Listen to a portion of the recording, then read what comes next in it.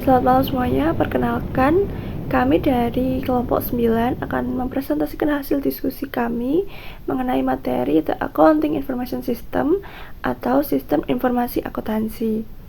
Sebelum itu, perkenalkan nama saya Melati Kusuma Dewi dengan nomor NPM 250 130 10400. Perkenalkan, nama saya Aldi Tarandul Rahman. Saya dari kelompok 9, NPM saya 25013010415. Perkenalkan, nama saya Esther Melena Halim dengan NPM 250130103998. Saya Naila Faiza Hafiz dengan NPM terakhir 419.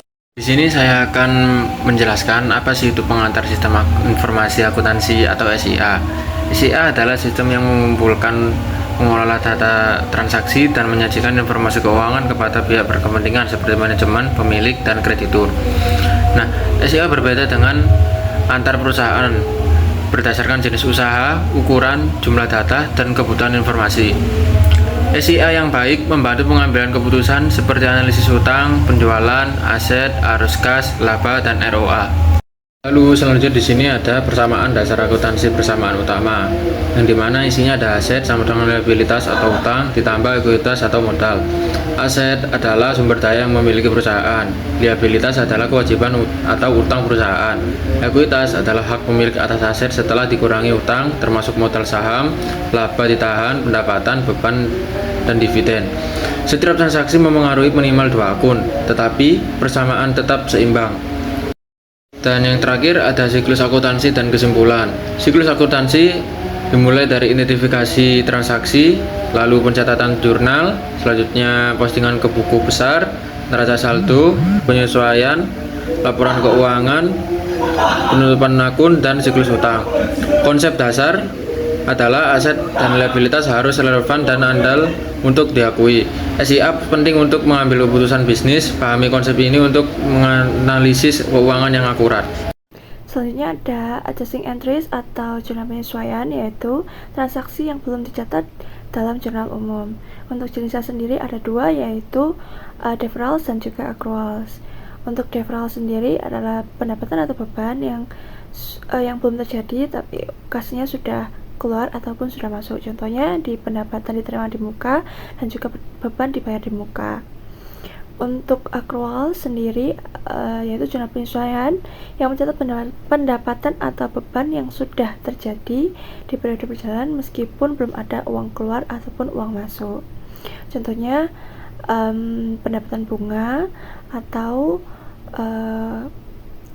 untuk beban accrualnya sendiri itu contohnya di utang bunga, utang gaji, utang pajak, ataupun utang sewa. Selanjutnya kita akan membahas mengenai prepare financial statement from adjusted trial balance atau membuat laporan keuangan dari neraca saldo yang telah disesuaikan. Untuk membuat income statement atau laporan laba rugi, kita bisa menggunakan akun-akun pendapatan dikurangkan dengan akun-akun beban. Selanjutnya untuk statement of retained earning atau laba ditahan, kita bisa menggunakan untuk laba bersih dikurangkan dengan dividen. Selanjutnya untuk statement of financial position, kita bisa menggunakan akun-akun aset sama dengan liabilitas ditambah dengan ekuitas. Selanjutnya ada closing entries atau jurnal penutup. Pada jurnal penutup ini ada 4 akun yang biasanya ditutup dalam jurnal penutup. Yang pertama ada revenue atau pendapatan, dan juga ada expenses atau beban, lalu ada profit atau laba, lalu selanjutnya ada dividen. Tujuan dari ditutupnya akun-akun ini adalah untuk membuktikan bahwa akun-akun permanen ini yang akan dibawa ke periode akuntansi selanjutnya itu sudah seimbang atau balance.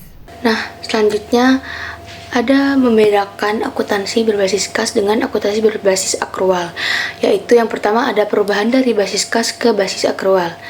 Contohnya, perusahaan seringkali mengkonversi laporan mereka dari basis kas ke basis akrual untuk disajikan kepada investor dan kreditor. Yang kedua ada perhitungan pendapatan jasa. Itu untuk mengubah uang masuk menjadi pendapatan secara akrual, penting untuk melihat perubahan pada piutang yang tertunda. Piutang di awal masa dihilangkan sebab sudah dianggap sebagai pemasukan yang diakui lebih dulu. Sedangkan piutang di akhir masa ditambahkan sebab merupakan pemasukan yang sudah didapat walau uangnya belum masuk. Oleh karena itu, perhitungan pendapatan secara akrual dilaksanakan dengan mengurangi piutang di awal periode dan menambah piutang di akhir periode. Yang ketiga ada perhitungan beban operasional, yaitu proses menentukan beban periode berjalan dengan menyesuaikan pengeluaran kas berdasarkan perubahan beban dibayar di muka dan utang usaha, sehingga beban yang diakui sesuai dengan prinsip akrual. Nah, selanjutnya ada laporan keuangan untuk perusahaan dagang. Yang pertama ada laporan laba rugi atau income statement, yaitu laporan laba rugi digunakan untuk mengumpulkan informasi ke dalam bagian-bagian seperti keuntungan kotor dari penjualan menjadi laba kotor, yang selanjutnya menjadi penghasilan sebelum pajak penghasilan dan laba bersih. Yang kedua ada laporan laba ditahan atau retained earnings statement, yaitu sebuah entitas usaha punya opsi untuk menyimpan laba bersih dari kegiatan usahanya atau memutuskan membagikannya kepada investor dengan cara membayarkan dividen. Yang ketiga ada laporan posisi keuangan atau statement of financial position, yaitu laporan keuangan yang menyajikan posisi keuangan suatu entitas pada tanggal tertentu yang meliputi aset, liabilitas, dan ekuitas. Yang terakhir, ada jurnal penutup atau closing entry. Jurnal penutup adalah jurnal akhir periode untuk menutup akun revenue, expense, dan income summary agar saldonya nol sekaligus menentukan laba atau rugi dan memindahkannya ke ekuitas untuk periode berikutnya. Tentang jurnal pembalik atau reversing entries. Reversing entries ini dilakukan pada awal periode akuntansi baru untuk membatalkan efek dari jurnal penyesuaian periode sebelumnya. Hal ini penting karena jurnal pembalik berfungsi untuk menyederhanakan pencatatan, mencegah adanya akun ganda, dan meningkatkan efisiensi dari kerja kita. Proses ini sama sekali tidak mengubah angka yang sudah dilaporkan pada periode sebelumnya. Jurnal pembalik dibagi menjadi dua kategori utama, yaitu accrual dan deferral.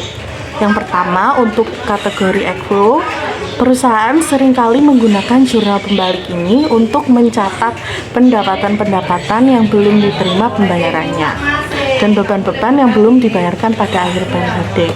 Sedangkan untuk kategori deferral, secara umum deferral ini dicatat sebagai beban dibayar di muka atau pendapatan diterima di muka. Namun, dalam beberapa kasus, perusahaan mencatat deferral secara langsung ke akun beban atau pendapatan. Ada dua cara untuk membuat jurnal pembalik. Yang pertama, semua accrual harus dibalik. Yang kedua, semua jenis transaksi harus dibalik. Yang awalnya berada di sisi debit diubah menjadi kredit dan sebaliknya, kecuali untuk akun penyusutan dan piutang. Yang selanjutnya, saya akan menjelaskan mengenai penggunaan kertas kerja 10 kolom atau worksheet. Penggunaan kertas kerja ini sangat membantu perusahaan dalam menyiapkan laporan keuangan secara lebih tepat waktu. Hal ini dikarenakan dengan bantuan kertas kerja, perusahaan tidak perlu menunggu hingga seluruh proses penjurnalan dan posting akhir jurnal penyesuaian maupun jurnal penutup selesai dilakukan secara formal. Kertas kerja ini menjadi alat bantu yang efisien untuk melihat gambaran posisi keuangan sebelum benar-benar pembukuannya secara permanen. Ada beberapa kolom dalam lembar kerja. Yang pertama, kolom neraca saldo. Kolom ini berisi rangkuman laporan saldo akhir dari seluruh akun yang ada di buku besar. Yang kedua, jurnal penyesuaian. Kolom ini digunakan untuk menyusun saldo pada neraca saldo yang telah disesuaikan pada akhir periode. Yang ketiga adalah neraca saldo setelah disesuaikan. Kolom ini berisi neraca saldo yang telah disesuaikan dengan ayat jurnal penyesuaian pada akhir periode. Hal ini bertujuan agar posisi debit dan kredit seimbang, memperbaiki kesalahan, serta menjadi dasar akurat untuk menyusun seluruh laporan keuangan. Dan yang selanjutnya ada kolom laporan laba rugi. Setelah selesai membuat kolom neraca saldo setelah penyesuaian, maka selanjutnya kita harus menghitung selisih dari pendapatan dan beban, sehingga kita bisa mengetahui kinerja dari suatu perusahaan tersebut mendapatkan laba atau rugi. Jika pendapatan lebih besar daripada beban, maka perusahaan tersebut laba. Jika sebaliknya, maka perusahaan tersebut mengalami kerugian.